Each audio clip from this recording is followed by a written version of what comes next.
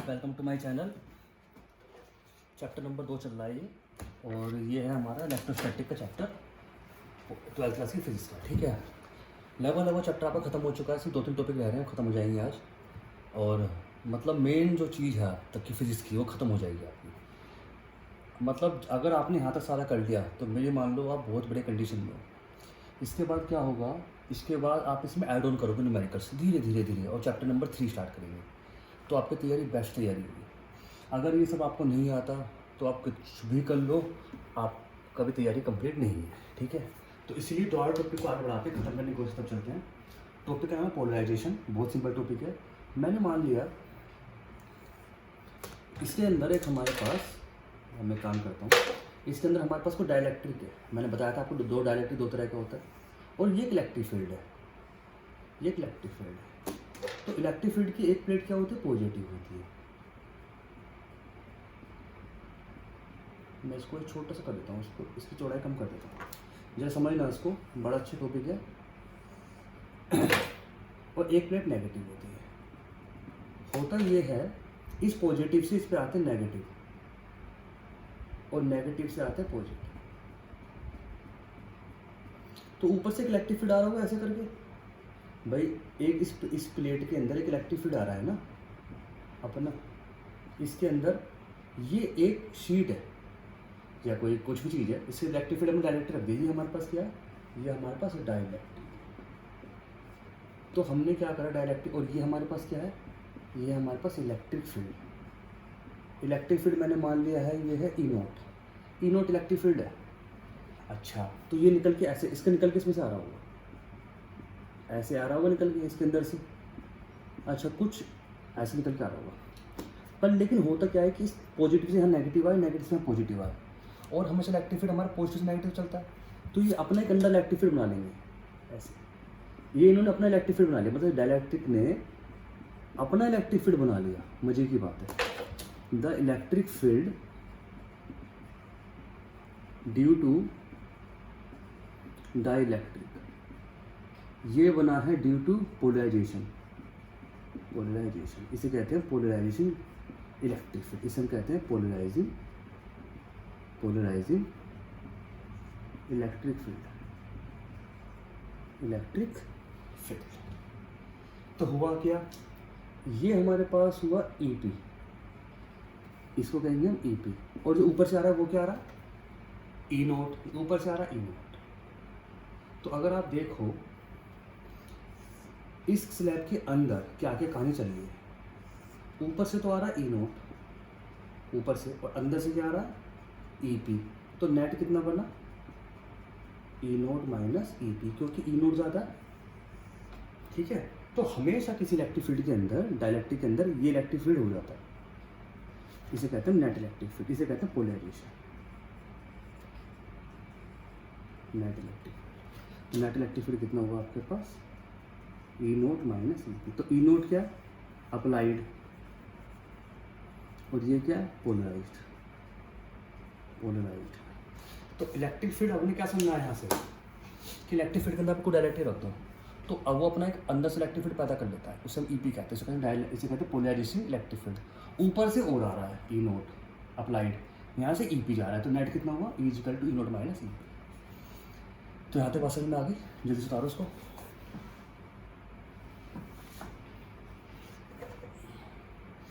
चलिए अब मैं रफ कराऊँ सारा। अब आपके दो टॉपिक हैं। टॉपिक का नाम है find the capacitance when conducting slab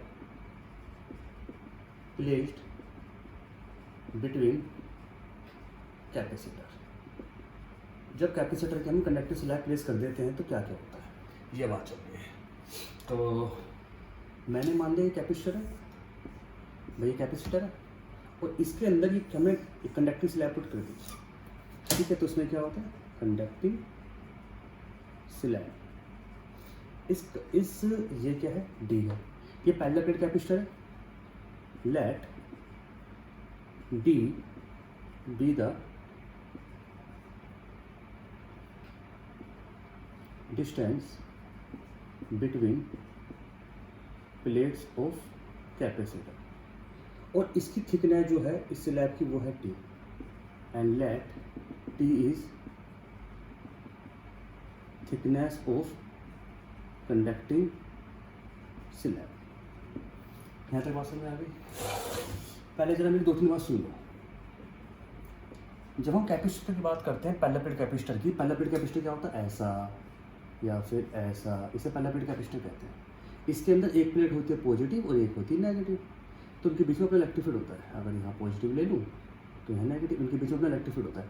electric field का फॉर्मूला कितना होता है, सिग्मा अपॉन एप्सिलॉन नॉट। और कैपेसिटेंस कितनी होती है इसकी, epsilon naught A by D. Sigma क्या होता है, सरफेस चार्ज डेंसिटी, फॉर्मूला होता है इसका चार्ज बटे एरिया।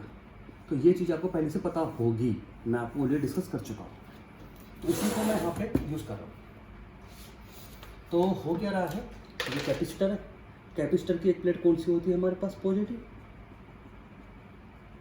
और एक कौन सी होती है, नेगेटिव। इस पॉजिटिव से क्या बना यहाँ पर, नेगेटिव, और यहाँ पे क्या बना, पॉजिटिव। देखो कंडक्टिंग स्लैब की खास बात क्या होती है कि इसके अंदर इलेक्ट्रिक फील्ड नहीं होता।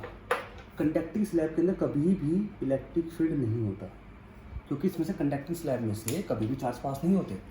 डाइइलेक्ट्रिक में से होते हैं, कंडक्टिंग स्लैब में से पास नहीं होते, याद कर लो। कंडक्टिंग के अंदर कभी चार्ज नहीं होता, जिसकी वजह से अंदर इलेक्ट्रिक फील्ड नहीं होता। ये मैं आपको बता चुका हूँ पहले, ठीक है। तो इतनी बात समझ में आ गई। तो ये हमारा क्या है, एक तरह का कंडक्टिंग स्लैब है।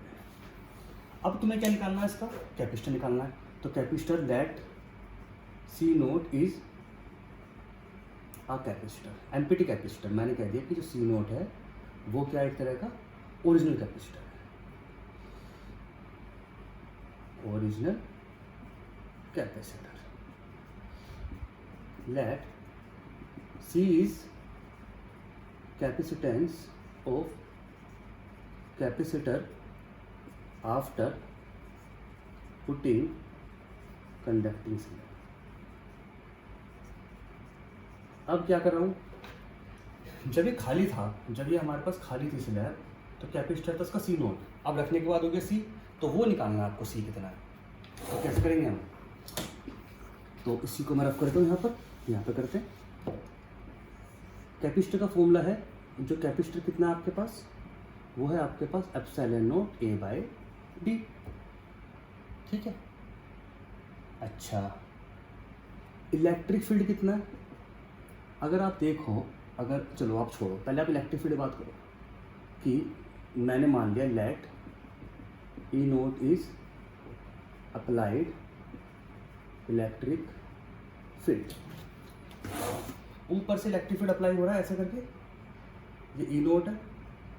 पर लेकिन मजे की बात यह है कि जो ई नोट है वो अंदर से पास नहीं हो रहा, बाहर से निकल जाता है, क्योंकि कंडक्टिंग स्लैब है। डाइइलेक्ट्रिक स्लैब होती तो अंदर से पास होता और अपना बना लेता, तो नेट बनता, वो करेंगे बाद में, ठीक है। तो यहाँ पर हम क्या करेंगे, चलिए आगे पढ़ते हैं इसके अंदर से।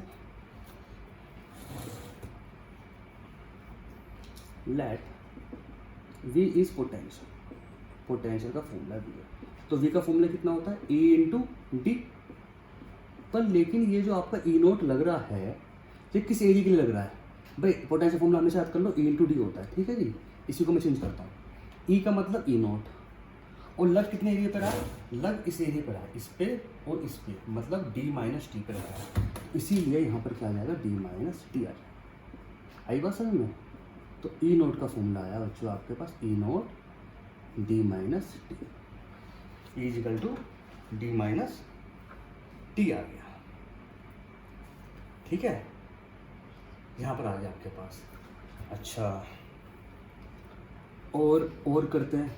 अच्छा, ई नोट की वैल्यू कितनी है, अगर मैं सुनो यहाँ तक ले लो इसको, ये ई नोट है, तो ई नोट की वैल्यू कितनी है, मैं बताया ना, सिग्मा अपॉन एप्सिलॉन नोट। और सिग्मा कितना होता है, चार्ज अपॉन एरिया।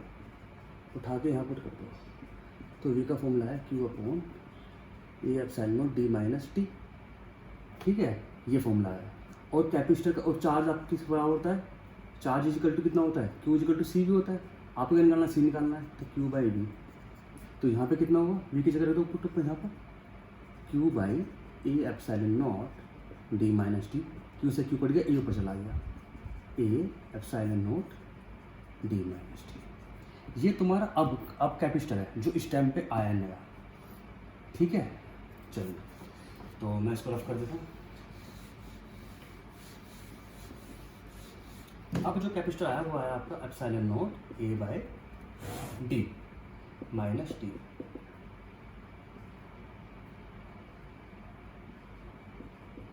यहाँ से डी कॉमन ले लिया मैंने तो 1/t बाय डी बचा।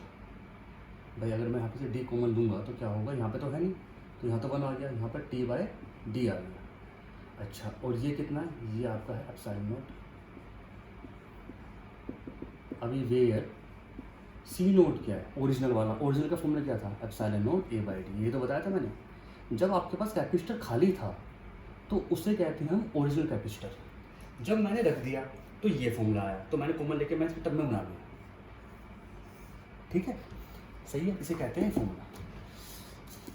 तो capacitance of capacitor increase when conducting slab placed, ये फॉर्मूला बना, सही है। रफ कर दूँ मैं इसको। चलिए, आपको क्या क्या पता होना चाहिए, आपको पता होना चाहिए कि कोई भी खाली कैपेसिटर का फॉर्मूला होता है एप्सिलॉन नॉट ए बाई। दूसरी बात है Q इक्वल टू सी भी पता होना चाहिए। इलेक्ट्रिक फील्ड का फॉर्मूला होता है, एक होता है V equal to E into D. E जो होता है वो है हमारे पास सिग्मा अपॉन एप्सिलॉन नॉट, और एक पता होना चाहिए Q by epsilon, Q by A, ठीक।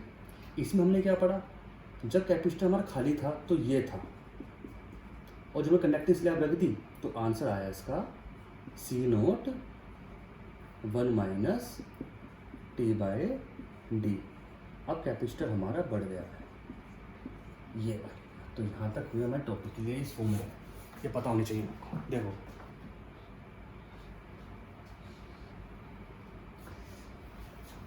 ठीक है, तो ये आपका टॉपिक हो गया कंप्लीट, ठीक।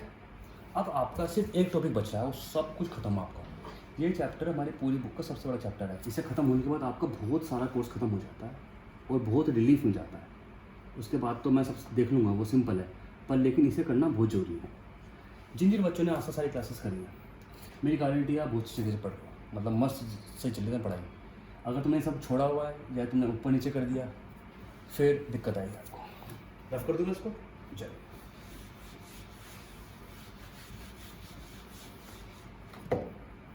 टॉपिक है लास्ट हमारा, find the capacitance when dielectric slab placed.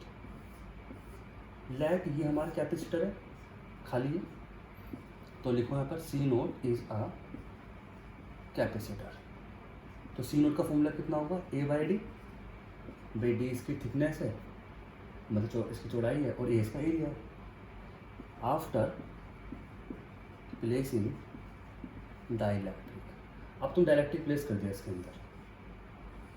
Dielectric place करने के बाद क्या होगा, अब मैं इस फिगर को थोड़ी साफ साफ बना दूँ क्योंकि इस पर काम चलेगा।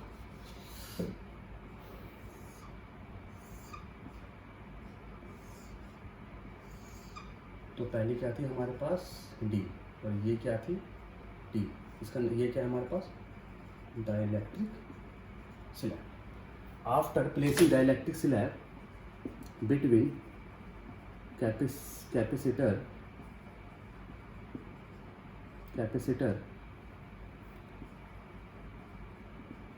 Capacitor new capacitance will be C. नई कैपेसिटी कितनी जाएगी, सी हो जाएगी, तो वो आपको निकालना है। तो उससे पहले आपको क्या समझना पड़ेगा, ये समझना पड़ेगा कि भाई ये प्लस है और ये नेगेटिव है, ठीक है। इस प्लस से यहाँ नेगेटिव आया, नेगेटिव से यहाँ पॉजिटिव आया। ये कंडक्टिंग स्लैब तो है नहीं जो अंदर इलेक्ट्रिक फील्ड नहीं है, ये अपना इलेक्ट्रिक फील्ड बना लेगा। कौन सा, ई पी। ऊपर से कितना आ रहा है, ई नोट, तो अंदर कितना आ रहा है, ई नोट, तो नेट कितना होगा, ई नोट माइनस ई पी। ये खास बात है इसके अंदर। आई बात समझ में? ई अंदर इसका अपना ई पी, ऊपर से नीचे ई नोट, तो कितना निकला E equal to E naught minus E P. अब कुछ को जरूरत नहीं, अब तुम पढ़ लो, आ जाओ। Let V is potential. अब वी इक्वल टू क्या है? वी इक्वल टू क्या होता है? ई इंटू डी होता है भाई। V equal to E into D होता है डिस्टेंस। अब आप देख लो ई नोट हमारा कौन कौन से हिस्से में लग रहा है? इस वाले हिस्से में लग रहा है, यहाँ लग रहा है, तो डी माइनस टी में लग रहा है। और जबकि ई किस हिस्से में लग रहा है? इस बीच वाले हिस्से में लग रहा है ना, तो टी बोलेंगे, खत्म। तो E naught D minus T plus इसको लिखेंगे हम ई नोट बाई टी। अब ये क्या चक्कर है? ये चक्कर यहाँ सुन लो जरा नोट करके। जो के है उसे बोलते हैं हम डाइलेक्ट्रिक कांस्टेंट। एक होता है ई जब खाली होता है, फ्री स्पेस वाला, और एक होता है ई मीडियम, जैसे अभी है डाइलेक्ट्रिक का। तो उनके बीच में रिलेशनशिप क्या है? E is equal to E naught, E is equal to E naught by K, E is equal to E naught by K, ये इसके बीच में रिलेशनशिप है। ये याद करने वाली बात है, ठीक है? E is equal to E naught bye,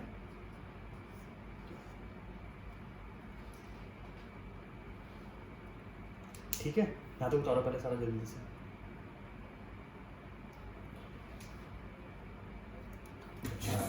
तब ये हो जाएगा, फिर तो कोई दिक्कत नहीं, तो होएगा तो फिर ये खत्म। ई नोट कॉमन लो, D minus T plus T by K, equation number 1। इधर पे आ जाओ। अब तुम्हें सी कैपेसिटी निकालना इसका, तो Q is equal to C is equal to Q by V. Q की वैल्यू कितनी है आपके पास? क्यू को इतना है, इसकी वैल्यू कितनी है आपके पास? E naught D minus T plus T upon K, और ई इसकी वैल्यू कितनी होती है? ई नोट की वैल्यू कितनी होती है? Sigma upon epsilon note.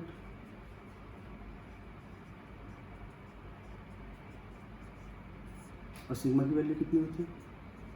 Charge upon area, D minus T plus T by के। ये कट गया, दोनों ऊपर चले गए। वही जो मैंने पहले करा था बिल्कुल वैसे ही है। ए एप्सिलॉन नॉट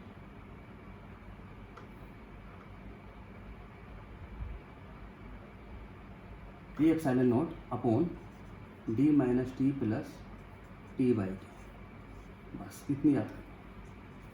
इसे रफ कर देता हूँ।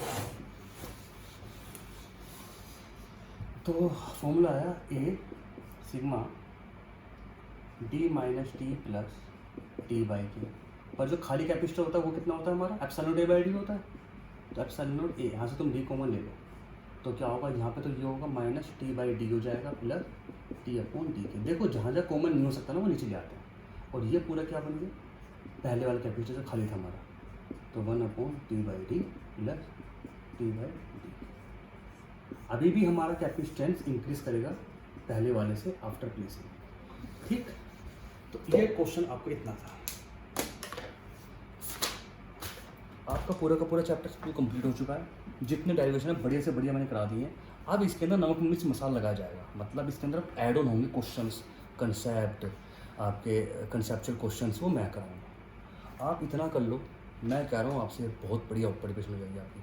अब जो ऐड ऑन होंगे वो मैं कराऊंगा धीरे धीरे। चैप्टर नंबर 3 तो स्टार्ट कराऊंगा, साथ में इसमें ऐड ऑन होती जाएंगी चीज़ें, वो मेरे पर छोड़ दो। बस आपका काम इतना है कि पहले आप इसे ख़त्म कर लो किसी तरह से, सारा अच्छी तरह से एक एक पेज करके मज़े से पढ़ो। कुछ भी दिक्कत है कभी भी फ़ोन करो, कोई मैसेज करो, ताकि मैं तुम्हें सब बता सकूँ, ठीक है? दूसरी बात ये है, नोट्स बनाओ प्रॉपर। मैंने एक एक चीज़ इतनी बार एक्सप्लेन कर चुका हूँ इसके अंदर। अगर आप सारी वीडियोस देख रहे हो तो मुझे लगता नहीं कोई भी दिक्कत आएगी। इवन कोई आपको दिक्कत आती है तो आप कॉन्टैक्ट करो डायरेक्ट, आप ये सारा कर लीजिए। इसके अलावा टेस्ट भी आपके ऐप पे आए हैं, वो टेस्ट दो, आप असाइनमेंट करो। अब इसके बाद आप क्वेश्चन अटैम्प्ट करोगे बढ़िया जो मैं आपको दूंगा और जो करा रहा हूँ मैं। यहाँ तक आप कर लो, ये सब थ्योरी है, यहाँ तक आसान है करना, पर इसके बाद जो चीज़ें हैं वो आपकी प्रिपरेशन में ऐड ऑन करेंगी। होता है क्या, जब आप पेपर दोगे ना तो आपसे ऐसे बहुत क्वेश्चन मिलेंगे जो होंगे नहीं, वो अब होंगे इसके बाद, समझ रहे हो? 30 लेक्चर बनाए मैंने आपको चैप्टर नंबर 1 और 2 के अंदर, विदाउट अभी बहुत सारी चीज़ें होनी बाकी हैं। तभी तो आपसे कह रहा हूँ, अभी फिजिक्स 12th क्लास की बहुत ज़्यादा हार्ड है, ये यूनिवर्सल ट्रुथ है। 12th क्लास की फीस करना मतलब बहुत काम करना। अभी तो आपने थ्योरी पढ़ी, सारे कंसेप्ट पढ़े हैं, अब इसके अलावा क्वेश्चन ऐड ऑन होते रहेंगे, धीरे धीरे ऐसे ऐड ऑन रहेंगे। आप इसे कर लो, आपको मजा आ जाएगा कुछ दिन के अंदर। चैप्टर नंबर 3 में स्टार्ट करूँगा with numericals of first and second. Thank you for the watching.